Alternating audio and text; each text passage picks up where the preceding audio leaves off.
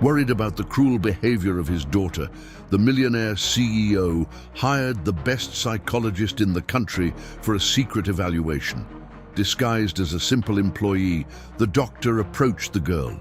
Without hesitation, she humiliated him in front of everyone. "Get out of here! I don't want to see your ugly face!" With a frightening calm, the man picked up the phone and called her father. The girl laughed, but her smile disappeared when she heard what he said. "Sir, I have reached a diagnosis. Your case is much worse than I thought. And the problem is not your daughter. The problem is what?" Silence was a weapon in Beatrice's office. She wielded it the same way she wielded her father's money, with the certainty that it could buy anything, including the discomfort of others. The room, on the top floor of the city's most imposing skyscraper, was a sanctuary of glass and steel, with a panoramic view of Manhattan that reduced people to insignificant specks. That was exactly how she liked to feel, above it all. On this day, however, a cold fury simmered beneath her skin, an irritation that stained the perfection of her world. Her father, Henry, his patience finally exhausted, had forced her to conduct a series of interviews for a junior assistant position. An affront. She, the heiress to an empire built on bold deals and an incalculable fortune, forced to waste her time on common, mediocre, desperate candidates. It was a lesson in humility she had no intention of learning. The day had dragged on in a parade of anxious faces and pathetic resumes. Now, only one remained. The door opened softly, and the last candidate entered. Beatrice didn't bother to look up. She continued to examine her perfectly sculpted nails, a calculated gesture to establish dominance. When she finally raised her eyes, her contempt deepened.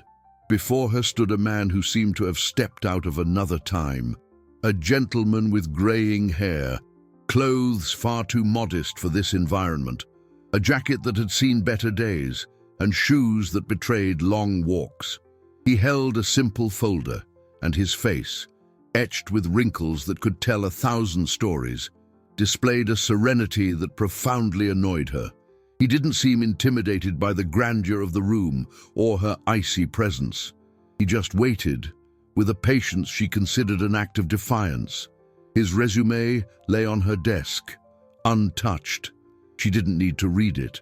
She knew what kind of mediocre life would be described there, a life of useless sacrifices and small dreams, everything she despised most.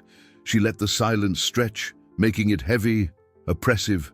She wanted to see him squirm, stammer, beg for the chance.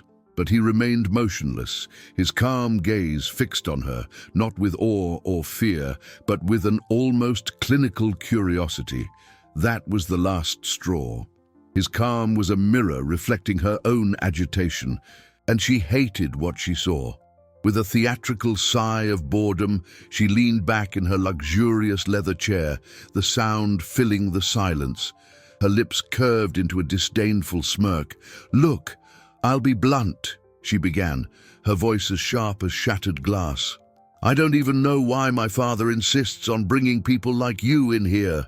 She paused, savoring the power of her words, waiting for them to strike him like stones. He didn't move. He didn't blink. He just continued to watch her, his eyes seeming to see through the facade of wealth and power, directly into her empty soul. His lack of reaction infuriated her even more. He wasn't behaving as he should. He wasn't acting like the insect she wanted to crush.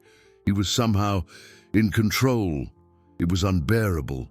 A wave of pure cruelty washed over her, and the words that followed were distilled from her most concentrated venom, ready to finally break that unbearable serenity. The soft click of the phone disconnecting echoed in the room like the ceiling of a tomb. Beatrice remained frozen, the doctor's words embedded in her mind, cold and sharp as shards of ice. A case study in sociopathy. She needs an exorcist. Each syllable was a blow, dismantling the armor of arrogance she had worn for as long as she could remember. The man, Dr. Evans, calmly slipped the phone into his jacket pocket. There was no triumph in his gaze, not even contempt. There was only a final assessment, that of an expert concluding an unpleasant job. He gave a slight nod, a gesture not of respect but of dismissal, and turned. The sound of his footsteps on the plush carpet was the funeral march of her power. The door opened and closed with the same softness, leaving her alone in the deafening silence of her own ruin. For a moment, the world seemed to lose focus.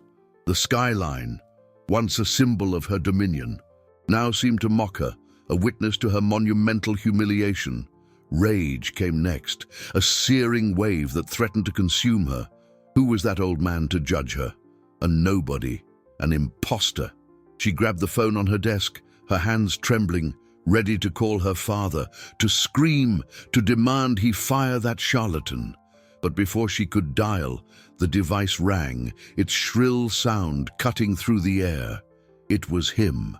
Henry's voice, when she answered, was not that of the patient father who always yielded to her whims. It was the CEO's voice, cold, precise, and unshakable. The voice that built a fortune from nothing. "Beatrice," he said, and the use of her full name, without any term of endearment, was like a slap. I heard every word. She opened her mouth to defend herself, to weave a web of lies and excuses, but he cut her off. "Don't say anything. For the first time in your life, just listen. Doctor Evans is the best in his field. His diagnosis wasn't an opinion, it was a fact that I, foolishly, refused to see for years." Beatrice's breath caught in her throat. He was on the old man's side. "Dad, you can't." "I can and I will," he interrupted, his voice gaining an edge of steel. "Your cruelty today wasn't an isolated incident. It was the confirmation of a pattern that has put my business and my legacy at risk. The fortune I built was not meant to be destroyed by your lack of humanity." A pause followed that seemed to last an eternity. Beatrice could hear her father's controlled breathing on the other end of the line. "Clear out your desk. Leave the company car key with your assistant. Take a cab home. I want you out of this building in 15 minutes. We'll talk tonight." And he hung up. This time, the silence wasn't a weapon. It was a sentence. With a cry of restrained fury, she swept everything from her desk with a single motion of her arm. Papers, luxury pens, a picture frame with a photo of her and her father in happier times. Everything flew to the floor. She strode to her office door, heart hammering against her ribs, threw it open and faced her assistant, Sophia, whose face was pale with fear. Without a word, Beatrice snatched the car keys from her purse and tossed them onto the young woman's desk.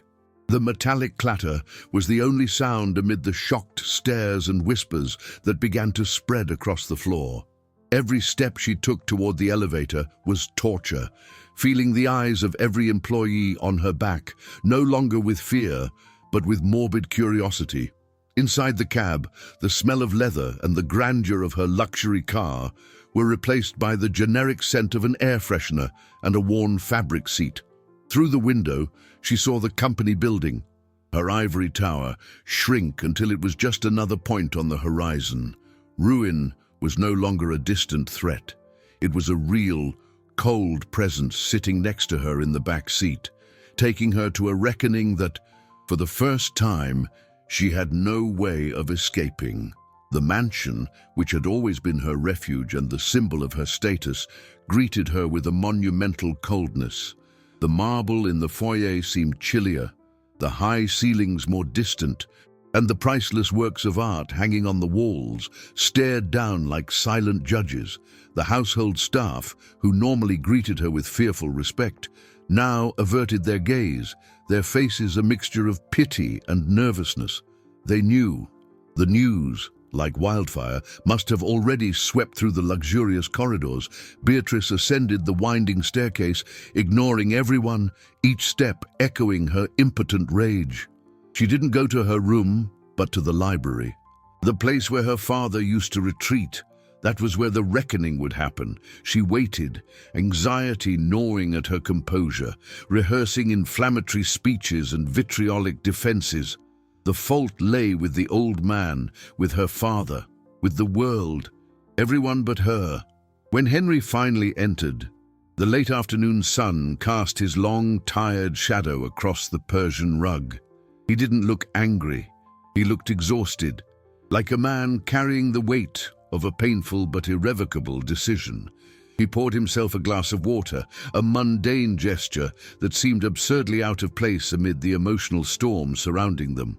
"Dad, you have to listen to me," she began, her voice more tremulous than she intended. "That man provoked me. He did nothing." "Beatrice," Henry interrupted, his voice low but laden with an authority she rarely heard. "He simply existed, and your reaction to his existence showed me everything I needed to know." He sat in the leather armchair opposite her, the piece of furniture that had always been his throne, and faced her. "I have spent my entire life building an empire, not just with money, but with reputation. I turned a small initial capital into a fortune most can't even imagine. I navigated the stock market, made bold investments, accumulated a net worth that secures the future for generations. But for what?"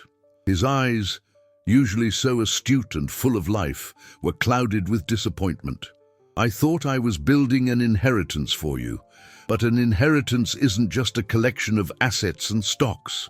It's a legacy of values. And what I saw today was my legacy being turned to dust by your arrogance."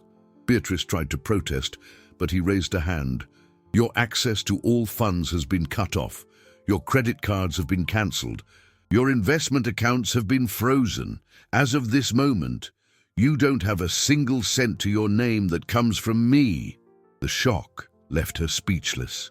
It was a nightmare. "You're going to disinherit me because of some insignificant old man?" "No," he said, and what came next was infinitely worse.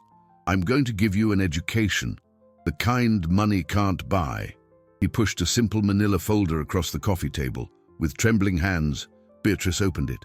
Inside was a one-way Greyhound bus ticket to a small town in the Rust Belt, whose name she'd never heard, a copy of a lease for a tiny apartment, and an envelope with a small amount of cash. "You will live on this," Henry said, pointing to the envelope. "You will learn the value of work, of empathy, of respect. You will understand what most people, the ones you so despise, face every day." Her rage gave way to an icy panic. "And what am I supposed to do there? Starve?" Henry leaned forward, his gaze locked on hers, and delivered the sentence that would seal her fate. A punishment so perfectly cruel, so designed to crush her pride, that she felt the floor disappear from beneath her feet.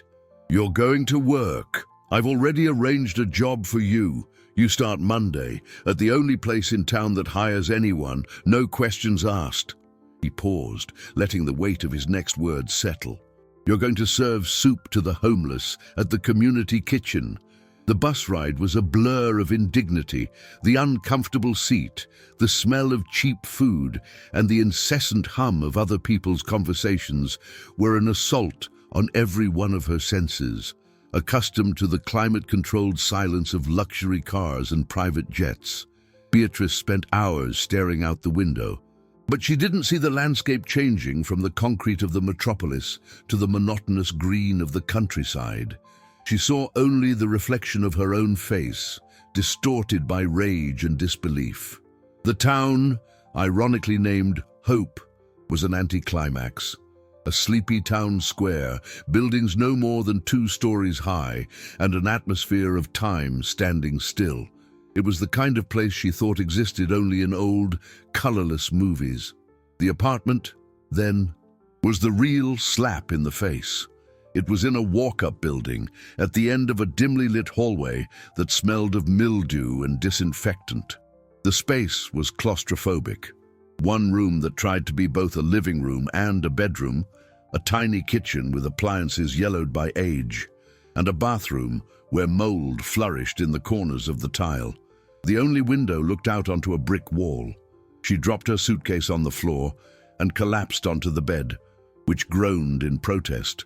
The silence that enveloped her was not the silence of power, but of solitude.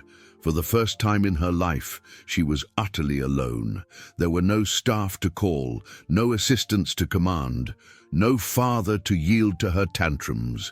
There was only her and the peeling walls of this cubicle. The money her father had given her, which had seemed like a pittance to her, was a joke. It would barely cover the most basic expenses. The concept of a budget was as foreign to her as empathy. Whenever she wanted something, she simply bought it. Now every bill in that envelope seemed to scream her new limitations. Over the weekend she barely left. She survived on crackers and her own bitterness. The humiliation was a constant taste in her mouth. She, Beatrice, the heiress to a fortune, reduced to this. It was a medieval punishment, a cruel exile. And the worst was yet to come. On Monday morning, she woke to the sound of a cheap alarm clock, a jarring noise that made her jump out of bed. She put on the simplest clothes she owned, which were still inadequate for what awaited her. Following her father's instructions, she walked through the unfamiliar streets until she found a simple building with a faded sign that read, Hope Community Soup Kitchen. The smell wafting from inside was a mixture of cooked vegetables, spices, and an underlying note of poverty. As she entered, she was greeted by a middle-aged woman with her hair in a tight bun and a stained apron. Her eyes, however, were kind, and her smile was genuine. You must be Beatrice. I'm Ms. Helen, the coordinator here. The woman's voice was warm, but Beatrice met her with a mask of coldness. Miss, Helen didn't seem fazed. Welcome, put on an apron and come on. I'll show you what to do. She led her to the kitchen, a bustling place, full of steam and the clatter of pots and pans. There were other volunteers, mostly friendly-faced older women, who looked at her with curiosity. Mrs. Helen pointed to a mountain of potatoes and a knife. Your first job is to peel all of these. People will be here in 2 hours, and the soup needs to be ready. Beatrice looked at the potatoes, then at her perfectly manicured hands, which had never done a day of manual labor in her life. It was an insult. A task for servants. She picked up the knife with hesitation and disdain, feeling Ms. Helen's gaze on her. It was a look that held no judgment, but a kind of patient expectation, as if she were waiting to see if Beatrice's shell of arrogance was tougher than the potato skins. The first potato slipped from her hand. The second, she cut so clumsily she almost injured herself. The other volunteers whispered among themselves. Humiliation burned in her cheeks. And then, the kitchen door swung open and a man entered. He was tall, wore worn work clothes, and had calloused hands. He was carrying 2 heavy boxes of tomatoes, which he set on the counter with a dull thud. His eyes met Beatrice's for a second. In them was a flicker of mocking recognition, a glint of amusement that hit her like a punch to the gut.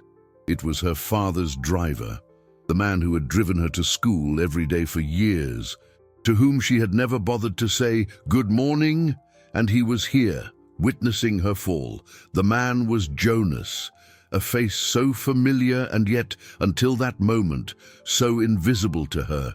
He had always been part of the furniture, a silent presence behind the wheel, someone whose name she barely remembered. Now, here, in the damp, noisy kitchen of a soup kitchen, he was real, and his gaze stripped her bare. He said nothing, just gave Ms. Helen a discreet nod and left. But the damage was done. His presence was living proof that her father had not only exiled her, but had also orchestrated every detail of her humiliation, ensuring there was no escape, not even anonymity. The potatoes became a personal challenge, fueled by a stubborn rage. Beatrice attacked the task with a clumsy ferocity. Her hands, accustomed to smartphone screens and champagne flutes, were soon aching, blisters forming. She cut herself twice, the blood staining the white flesh of the potato, a small sacrifice that filled her with more fury than pain. Ms. Helen approached quietly, and without a word, took the knife from her hand. With swift, precise movements, she showed her the correct way, the right angle to glide the blade, minimizing waste. Beatrice watched, resentful but absorbed the lesson. It was a matter of survival, of not looking even more pathetic than she already felt. When the clock struck noon, the dining hall began to fill. A quiet, orderly line formed outside, men and women of all ages, their faces marked by hardship, their clothes worn, their eyes carrying the weight of the world. They were the people she used to see from her car window, the ones she ignored, the ones she considered a blight on the urban landscape. Now she stood on the other side of the counter, a ladle in her hand, serving the steaming soup she had helped prepare. Her first customer was an elderly man, his hands trembling from age or hunger. He looked her in the eye and murmured a "Thank you, ma'am," that completely disarmed her. She didn't reply, just pushed the bowl toward him, her heart beating erratically. One by one, they passed before her. A young mother with a child on her hip, a man in a wheelchair, a teenager with old headphones and a lost look in his eyes. Every bowl she served was a small blow to her ego. She was no longer the powerful Beatrice, the heiress to an incalculable fortune. She was just the soup lady, an anonymous cog in a charity machine. In the middle of the afternoon, during a short break, she hid in a corner of the storeroom between sacks of rice and beans. The rage had subsided, replaced by a deep and frightening emptiness. The smell of soup seemed to have permeated her skin, her hair, her soul. She felt dirty, diminished. That's when Miss Helen found her. The woman sat on a crate beside her, saying nothing for a long moment. "It's hard at first," she said finally, her voice gentle. "Pride is the heaviest baggage we carry." Beatrice remained silent, her jaw tight. "Your father called me," Miss Helen continued, as if commenting on the weather. "He told me you were a major investment, that you had enormous potential, but your returns were negative. You needed a new kind of asset placement, one that would yield a different kind of return." The financial metaphor struck her. Her father still saw her as a business, an asset that needed to be corrected to become profitable again. The coldness of it hurt more than losing the money. "I didn't ask to be here," she spat, the words laced with venom. "I know," Miss Helen replied calmly. "But since you are, you have a choice. You can keep fighting the current and drown in your own bitterness, or you can try to learn how to swim. The choice is yours." Missy Helen stood up and left her alone with her words. The smell of soup, the buzz of conversation from the dining hall, and the weight of the choice she had to make enveloped her. At that moment, amid the dust and shadows of the storeroom, Beatrice felt poorer than any of the people she had just fed. The wealth that had defined her entire life was revealed for what it truly was, an illusion. And without it, who was Beatrice? The question hung in the air, terrifying and unanswered. The days blurred into a grey, painful routine. Beatrice's hands, once immaculate, now bore calluses and small cuts, testaments to her new life. Muscle fatigue became her constant companion, a physical reminder of her fall. She worked mechanically, erecting a wall of indifference between herself and the world around her. She peeled vegetables, stirred giant pots, and served soup with a blank expression, refusing to meet the eyes of the people she fed. It was her form of protest, her last bastion of pride. She clung to memories of her old life like a castaway clings to a piece of wreckage. She would close her eyes and could almost smell the leather of her car, feel the silk of her dresses, taste the expensive champagne. She thought of her father's fortune, the complex cash flows he managed, the multi-million-dollar assets that made up his net worth. This place, the soup kitchen, was the opposite of all that. There was no profit, only need, no investment, only donation. It was a liability on the world's balance sheet, a place she would never have noticed, let alone frequented. One afternoon, when the last plate had been served and the hall had emptied, Helen approached her with a bucket and a mop. "Today, I need you to clean the hall, Beatrice. The other volunteers are already tired." The order was simple, but to Beatrice, it felt like a new step down the ladder of her degradation. cleaning up the filth left by others. It was the lowest, most menial work. With her jaw clenched, she took the supplies and began the task. Every table she scrubbed, every stain she wiped from the floor, fueled her resentment. She saw the faces of the people in the crumbs and spills left behind, and her anger grew. What right did they have to exist in their misery and drag her down with them? She was cleaning near the back row of tables, the darkest and most remote, when she saw a folded piece of paper on the floor under a chair. Her first inclination was to sweep it up with the rest of the trash, just another piece of garbage in a world full of it. But something made her stop. Maybe it was loneliness, maybe a flicker of curiosity that refused to die. She bent down, her back protesting, and picked up the paper. It was a child's drawing, made with colorful wax crayons. It depicted a family of stick figures, a father, a mother, and a little girl, holding hands under a smiling yellow sun. The simplicity and joy of the image were almost painful to behold. In the bottom corner, written in shaky handwriting, was the name Lena. The name hit her. Lena was the little girl, about 5 years old, with big brown eyes and a silence that seemed too heavy for her small shoulders. She came every day with her mother, a young woman with a perpetually exhausted air. They always sat at that table, in the corner. Beatrice stood there, motionless in the middle of the empty hall, holding the small piece of paper. A strange, unfamiliar emotion bubbled up in her chest. Something that wasn't anger or self-pity. It was a pang, a fragile and unwanted connection to that child's life. At that exact moment, the main door of the soup kitchen creaked open, flooding the room with the late afternoon light. Lena's mother stood on the threshold, her face pale, her breath coming in short gasps as if she had been running. Her eyes swept the room in desperation. "Excuse me," she said, her voice trembling, almost a whisper. "I'm so sorry to bother you, but my daughter... She lost the only drawing her father made for her before he..." The woman stopped abruptly, swallowing hard, as if the rest of the sentence was impossible to say. Her panicked eyes finally landed on Beatrice's hand, which was still holding the drawing of the happy family. Beatrice's world shrank to that single moment, the woman, Lena's mother, standing in the doorway, her face bathed in the dusty late afternoon light, and the child's drawing in her hand.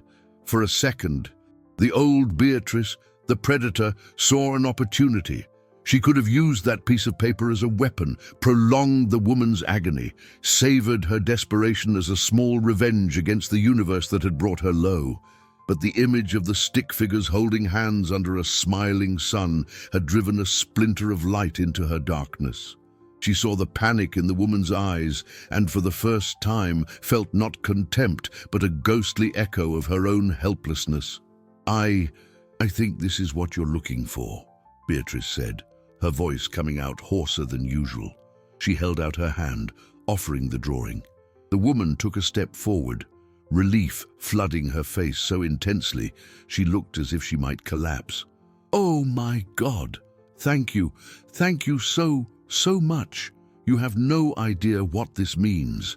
She took the paper with trembling hands, holding it as if it were a priceless treasure, a document containing her entire fortune. "To my husband. He's working overseas," she explained, the words tumbling over one another in her haste. "He sends what little money he can, but things are hard. He drew this for Lena the day he left. It's the only thing she has of him, the only proof that he's coming back." The mention of the husband, the distance, the struggle for a better future, should have been irrelevant to Beatrice. These were the problems of small people, mundane dramas. Yet, the devotion in this woman's voice for a simple piece of paper resonated in an empty place inside her. She thought of the one photo she kept on her desk of her and her father, an image from a time when their connection wasn't measured in dividends and profit expectations. A photo she herself had swept to the floor hours before her life fell apart. Lena's mother clutched the drawing to her chest and gave Beatrice a tired but genuine smile. "My name is Anna. I'm sorry for..." for all this. And then, something changed. The color drained from Anna's face. The smile faltered, replaced by a look of confusion. Her eyes lost focus, and she swayed slightly. "Mom, are you okay?" Beatrice asked, taking an instinctive step forward. Anna tried to answer, but only a murmur escaped her lips. Her eyelids fluttered and closed. Her knees buckled. It was a silent, undramatic collapse, the body simply giving up, depleted of all strength. Time seemed to slow down. Beatrice saw it all in sharp detail, the way the drawing slipped from Anna's fingers and floated gently to the floor, the dull thud of the mop falling from her own hand, the movement of her body, driven by an instinct she didn't know she possessed. She lunged forward and managed to catch Anna before she hit the cold tile floor. The woman's body was surprisingly light in her arms, fragile as a bird. "Ms. Helen!" Beatrice yelled, the panic sharp in her voice. The only sound that answered was the echo of her own voice in the vast, empty hall. She looked toward the kitchen, toward the back offices. No one. She was alone, utterly alone, in the middle of a dirty room, with an unconscious woman in her arms and the image of a happy stick-figure family lying at her feet. The smell of soup and disinfectant enveloped her, and the weight of this stranger's life in her hands was more real and terrifying than the loss of any inheritance.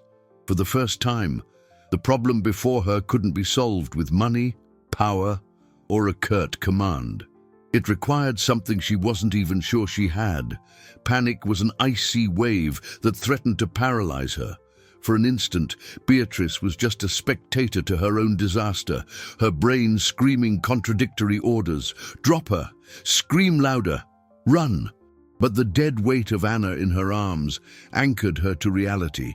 With an effort that took more mental than physical strength, she managed to drag the unconscious woman to the nearest table and lay her gently on the bench. Anna's face was pale, her lips tinged with blue. Beatrice touched her wrist, her clumsy fingers searching for a pulse she barely knew how to find. She found it, faint and rapid, a frightened drumbeat beneath the cold skin. Alone. The word echoed in her mind. There was no one to delegate to, no one to blame. Responsibility was a heavy, unfamiliar cloak on her shoulders. She looked around, desperate, and her eyes fell on the old-fashioned telephone mounted on the wall in Miss Helen's office. She ran to it, her heart hammering against her ribs. She dialed 911, her voice coming out surprisingly steady as she gave the address and described the situation. Yes, she collapsed. No, I don't know why.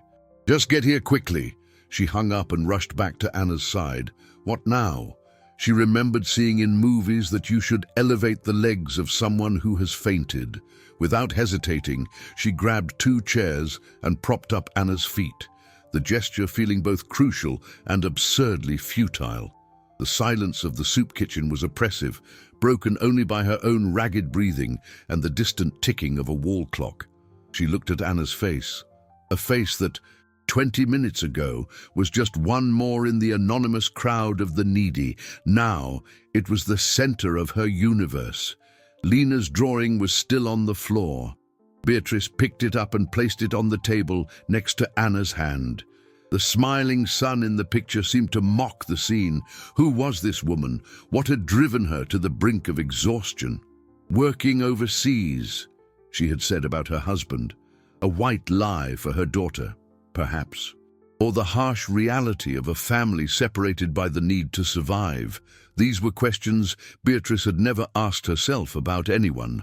The lives of ordinary people were background noise, irrelevant to the symphony of her own desires.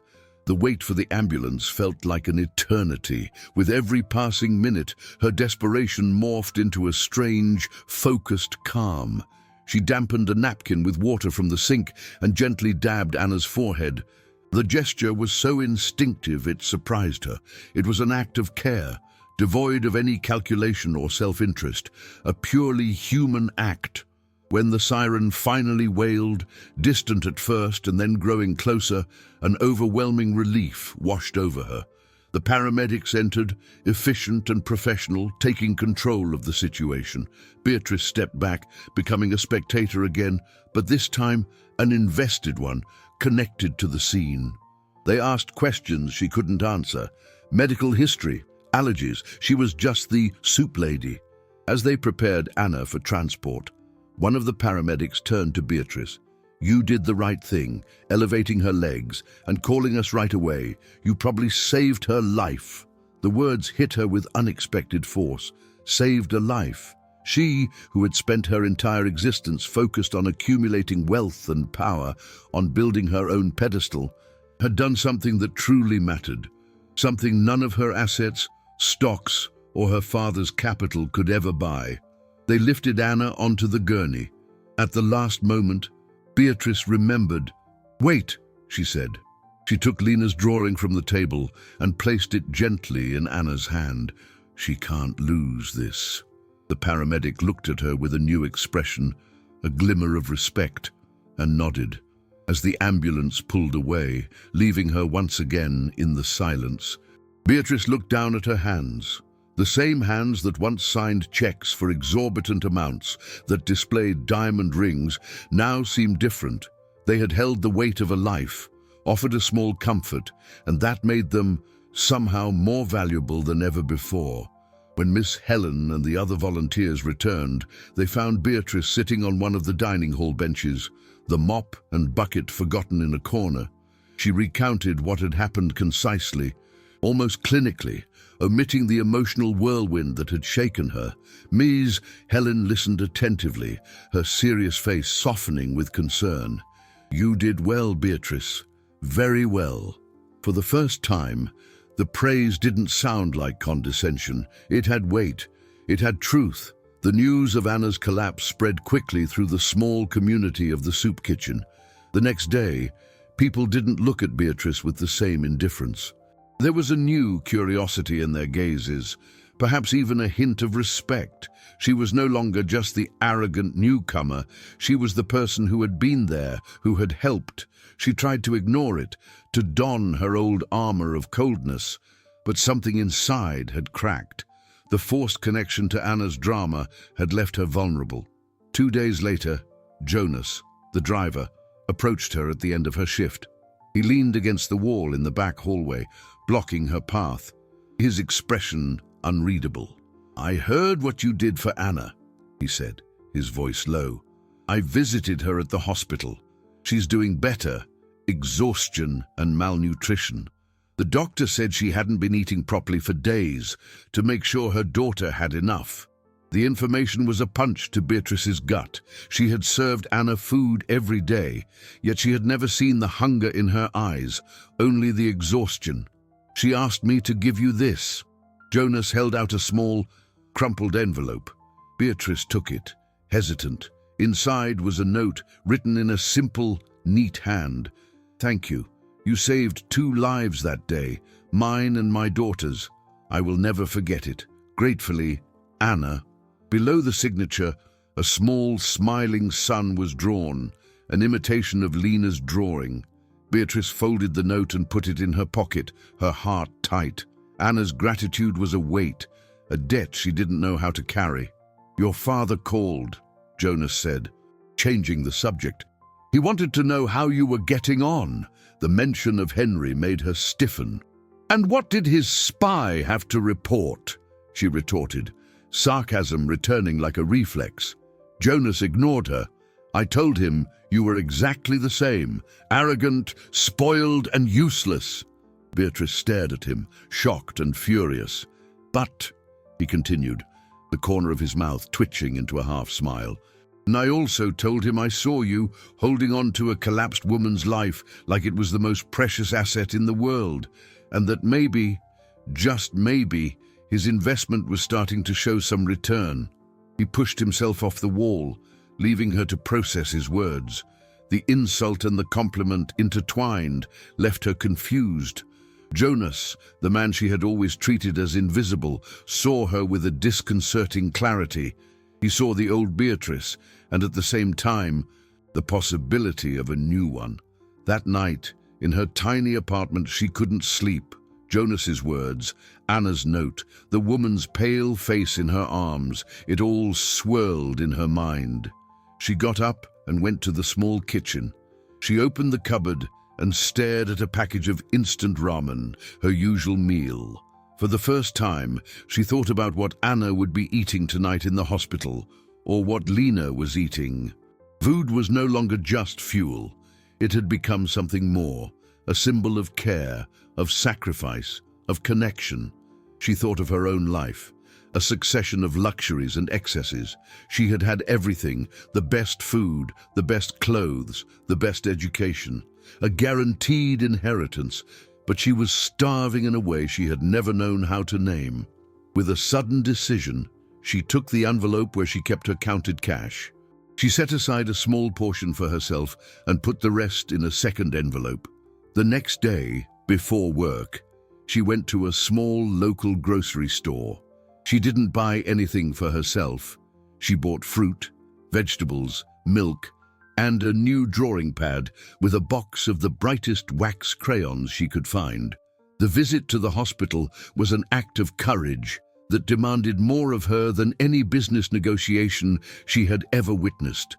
The smell of antiseptic, the white corridors, and the atmosphere of vulnerability made her uneasy. She asked for Anna's room at the reception desk, her voice barely a whisper. She found her in a ward with 2 other patients. Anna was sitting up in bed, looking stronger, with a bit more color in her cheeks.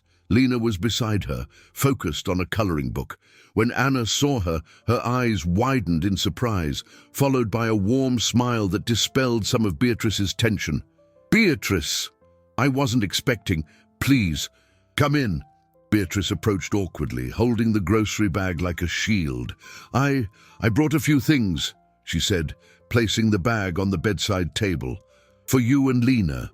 Lena looked up, and upon seeing the new sketchpad and crayons, a spark of pure joy lit up her face. It was the first time Beatrice had seen her smile. The little girl's smile was like a sunbeam, small but powerful enough to warm a forgotten corner of her heart. Anna looked at the fruit and milk, then at Beatrice, her eyes moist with an emotion Beatrice couldn't decipher. It wasn't pity or just gratitude, it was something deeper, a recognition. "You didn't have to do this," Anna said, her voice thick with emotion. "I wanted to," Beatrice replied, and the simplicity of those 2 words surprised her. It was true. She wasn't fulfilling an obligation or trying to buy redemption. For the first time, she had acted on a genuine impulse of kindness. They talked for a while. Beatrice listened more than she spoke. Anna told her about her life, not complaining, just stating facts. Her husband, a skilled mason, had gone overseas on the promise of a major construction contract, an investment of time and distance they hoped would give them the capital to buy a home. But things hadn't gone as planned. The contract was delayed, money was scarce, and his return was uncertain. She and Lena were living on the small income she made from sewing jobs and the help from the soup kitchen. The story was an inventory of hardship, of limited assets and growing liabilities, but it was told with a dignity that moved Beatrice. It was a struggle for survival that she, with all her familiarity with the world of finance and wealth, had never understood in human terms. As Anna spoke, Beatrice watched Lena, who was now drawing in her new pad. The girl was recreating the drawing her father had given her, but this time it was bigger, more colorful. Next to the stick figure family, she drew another figure, a tall woman with yellow hair, holding a soup ladle. Lena held up the drawing for Beatrice to see. "That's you," the girl said in a shy voice, "the soup lady." It took Beatrice's breath away. Being reduced to the soup lady had, at first, been the ultimate humiliation. Now, coming from this child, it sounded like a title of honor. It was a new identity, stripped of fortune and status, but defined by a single act of service. When she left the hospital, the world seemed different. The colors of the drab little town seemed brighter, the sounds less irritating. The change wasn't in the place, but in her. She still hated her situation, still felt anger toward her father, but beneath the anger, a new seed had been planted, a seed of connection. At the soup kitchen, her behavior began to subtly shift. She started looking people in the eye. She learned a few names. One day, she helped an old man carry his tray to his table. Small gestures, almost imperceptible, but they represented a seismic shift in her inner universe. Helen watched it all from a distance with a discreet smile. Jonas, for his part, continued to treat her with a mixture of sarcasm and keen observation, as if monitoring an unpredictable science experiment. One evening, the payphone in her building's hallway rang. It was such a rare sound it startled the residents. It was for her. "Heart in her throat," she answered. The voice on the other end of the line was the one she most dreaded and secretly most longed to hear. It was her father. Henry's voice sounded strange over the payphone's crackling line. There was a restrained, almost hesitant tone that Beatrice didn't recognize. He was no longer the CEO issuing a command. He just sounded like a father. "Beatrice, are you there?" "I'm here," she replied, her voice neutral, holding her emotions like cards in a poker game. An awkward silence stretched between them, filled only by the static on the line. "Jonas keeps me updated," Henry said at last. "He told me about the woman, Anna, and about your visit to the hospital." Beatrice said nothing. She wasn't going to make this easy for him. "That was unexpected," he admitted. "I had hoped you would learn the value of money. It seems you're learning about more important things." The mention of more important things from him, the man who had always measured success in dollars and cents, was so ironic she almost laughed. "What do you want, Dad?" she asked, her voice sharp. "I want to know how you are." "I'm peeling potatoes and mopping floors, exactly as you planned. Your investment is being well applied. The emotional return must be through the roof." Sarcasm was her only defense against the wave of hurt that threatened to overflow. There was another pause. Beatrice could almost picture her father on the other end, in his luxurious library, surrounded by the symbols of a wealth that now seemed obscene. "Your mother," Henry began, and his voice faltered for a fraction of a second. "Your mother would have been proud of what you did for that woman." The mention of her mother was a low blow, intentional or not. She had died when Beatrice was just a girl, leaving a void that Henry had tried to fill with every luxury money could buy. He had turned her into a spoiled princess to compensate for the absence of the queen.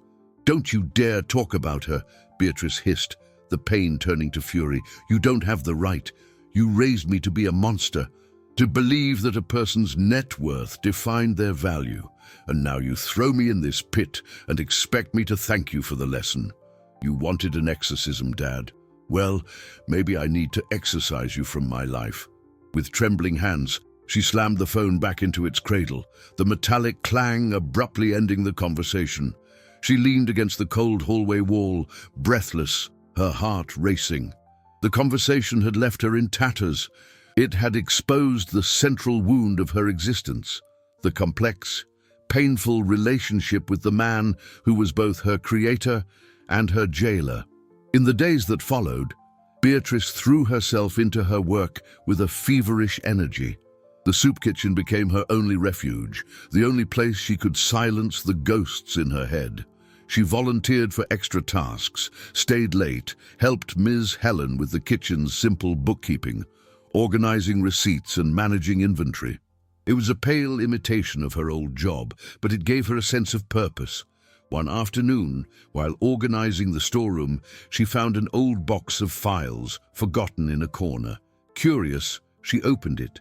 Inside were not financial documents, but old photographs and newspaper clippings. They were records of the founding of the Hope Community Soup Kitchen. And then she saw it. A time-yellowed photo of a group of volunteers in front of the newly opened kitchen. In the center, smiling, were a much younger Miss Helen, and beside her, a man she would recognize anywhere, despite the years. A man in a suit, with a determined, ambitious gaze, who had not yet become the reclusive billionaire she knew. It was her father. Beside him, a woman with a sweet, familiar smile was holding the inaugural plaque. It was her mother. A local newspaper clipping stapled to the photo told the story. The soup kitchen had been founded with a generous, anonymous donation. But the driving force behind the volunteer project was a young entrepreneurial couple, Henry and Laura, who believed in investing in the community. Beatrice sank to the dusty floor, the photo trembling in her hands. Her whole life, her understanding of who her parents were, of where she came from, was a lie. Her father hadn't sent her to some random place to punish her. He had sent her to the only place that still held the memory of the woman he had loved and the man he had once been. The revelation in the storeroom wasn't a wave, it was a dam breaking. Decades of resentment, misunderstanding, and dammed-up pain came crashing down, flooding Beatrice with a devastating clarity. She looked at the photo, at the young, hopeful faces of her parents, and saw not just their past, but the blueprint for a life that had been abandoned. Her mother's death hadn't just left a void in their lives, it had transformed her father.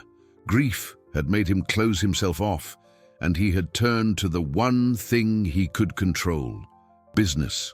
The accumulation of wealth, of fortune, of a net worth that would span generations had become his obsession, his armor against mourning, and he had raised her inside that golden fortress, shielding her from the world and, in the process, suffocating the legacy of empathy her mother had tried to build.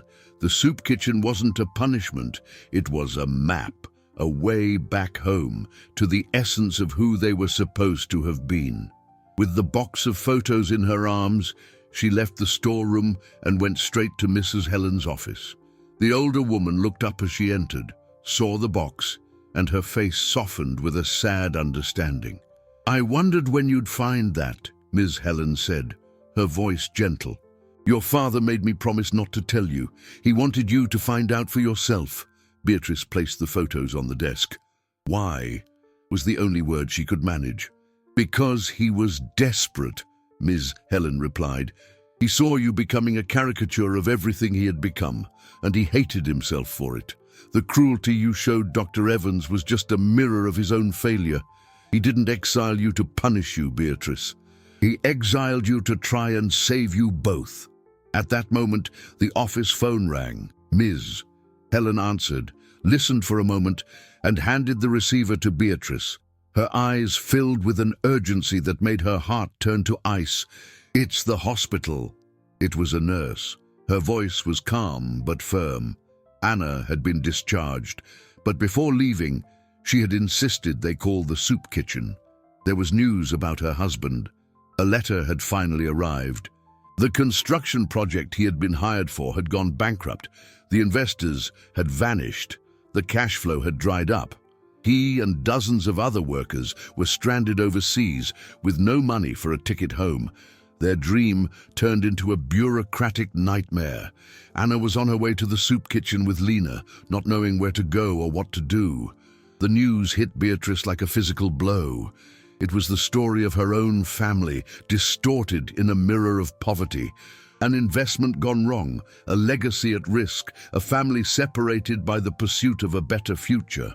While she was still processing the information, Jonas appeared at the office door, his face tense. "Beatrice, your father is here." The succession of shocks left her dizzy. She turned and saw him. Henry was standing at the entrance to the dining hall, looking out of place and vulnerable in his expensive suit. He wasn't looking at her, but at the walls, the tables, the counter where the soup was served. He was looking at the ghosts of his past. The reunion she had both dreaded and longed for was happening in the middle of the biggest chaos of her new life. Anna and Lena would walk in any second, desperate. Her father was here, a figure of both power and pain, and she was in the middle, no longer the arrogant heiress, no longer the reluctant volunteer, but something new, forged in the fire of this community. The front door opened. Anna walked in, clutching Lena's hand tightly. Her eyes, red from crying, met Beatrice's, searching for an anchor in her storm. In the same instant, Henry turned, and his gaze locked with Beatrice's. Time stopped, father and daughter, separated by a chasm of unspoken words and misunderstood actions, finally faced each other. And in the tense silence of the soup kitchen, in the midst of one family's pain and another's crisis, Beatrice understood what she had to do. It wasn't about the money, the inheritance, or the power. It was about using the strength she had been given, not to build walls, but to build bridges. The soup lady was about to make her greatest investment. The silence in the soup kitchen was thick, heavy with the weight of 3 colliding narratives. On one side, Anna, the picture of quiet desperation, the anchor of her family now adrift. On the other, Henry, a billionaire confronted with the emotional bankruptcy of his own legacy.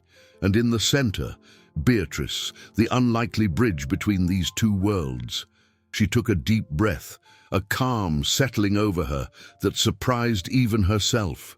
It was the clarity that comes after the storm. She walked first to Anna, ignoring for a moment her father's presence. She knelt to be at eye level with Lena, who hid behind her mother. "Lena, your father is a very brave man for going so far away to take care of you," Beatrice said, her voice soft and steady. "And he is coming home, I promise." Then she stood and looked at Anna. "Don't worry, we're going to fix this." There was no arrogance in her words, only a quiet certainty. Next, she turned to Henry, the man she had hated, feared, and blamed her entire life. She walked toward him, stopping just a few feet away. He looked older, the lines on his face deeper than she remembered. "Hello, Dad." The simplicity of her greeting disarmed him. He opened his mouth, perhaps to apologize, perhaps to explain, but she cut him off, not with anger, but with purpose. "I know about Mom, about this place." She gestured to the hall. "I know what you lost, and I know what you tried to build in its place. But a business empire can't warm a cold house, and a fortune in assets can't buy back what's been broken." She paused, letting the words settle. "But maybe," she continued, "it can be used to fix other things." Beatrice turned back to Anna. "Anna, what was your husband's specialty? What does he do best?" He's a master craftsman," Anna stammered. "He specializes in restoring old buildings. It's his dream." Beatrice's eyes lit up with an idea, a synthesis of her old self and her new one. She turned back to her father. "You have a vast real estate portfolio.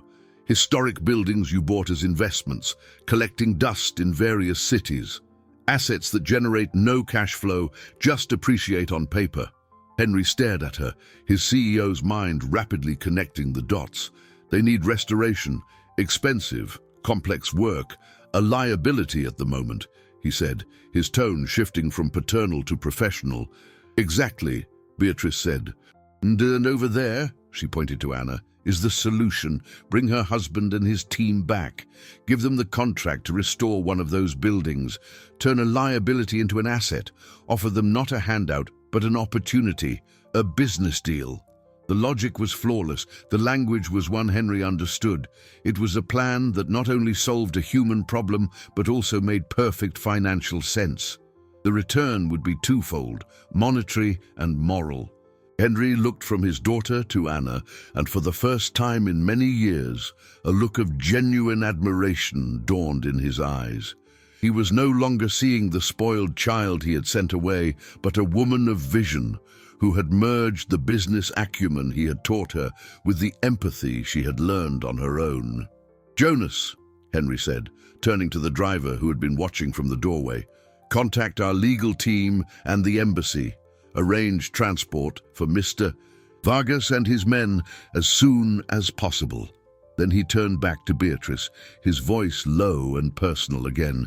"What you've done here, your mother, she—" He couldn't finish the sentence, emotion choking him. "I know, Dad," Beatrice said, and for the first time, she reached out and touched his arm. a small gesture that closed a chasm of years. In that moment, in the humble community soup kitchen, one family began to heal, another found hope, and the true meaning of wealth was redefined. It wasn't about the gold in a vault, the crypto in a digital wallet, or the stocks on Wall Street. It was about human capital, the application of compassion, and the incalculable profit of a rescued life. Life didn't change overnight, but its direction was irrevocably altered. In the weeks that followed, Beatrice's promise became reality. With the efficiency of a corporate machine driven by a new purpose, Henry mobilized his resources. Anna's husband, Ricardo, and his team were flown home on a chartered flight. The reunion of Ricardo with Anna and Lena in front of the soup kitchen was a quiet, moving event witnessed only by Beatrice, Henry, and Ms. Helen. There were no grand declarations, only tears of relief and the tight embrace of a family made whole again. Ricardo, a man of few words and calloused hands, shook Henry's hand and then Beatrice's, his eyes conveying a gratitude deeper than any speech. The contract for the restoration of a beautiful but neglected historic building downtown was signed. Ricardo and his team threw themselves into the work with the passion of men rebuilding their own futures. Beatrice did not return to her old life. The office at the top of the skyscraper, the leather chair, the power to humiliate, it all seemed to belong to someone else, a ghostly version of herself she no longer recognized. By mutual decision, she and her father established a new arm of his company, the Laura Foundation, named for her mother.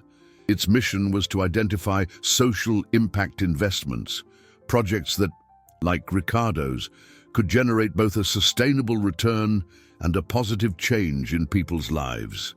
Beatrice became its director. Her new office wasn't in the skyscraper, but on a modest floor of the building Ricardo was restoring.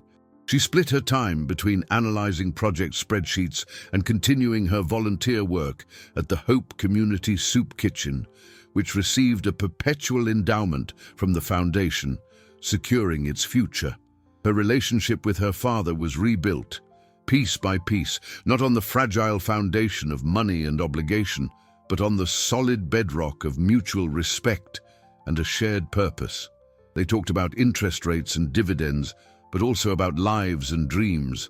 Henry, in turn, began to step back from the day-to-day of the business, delegating more and spending more time at the foundation, rediscovering the man he was before grief remade him.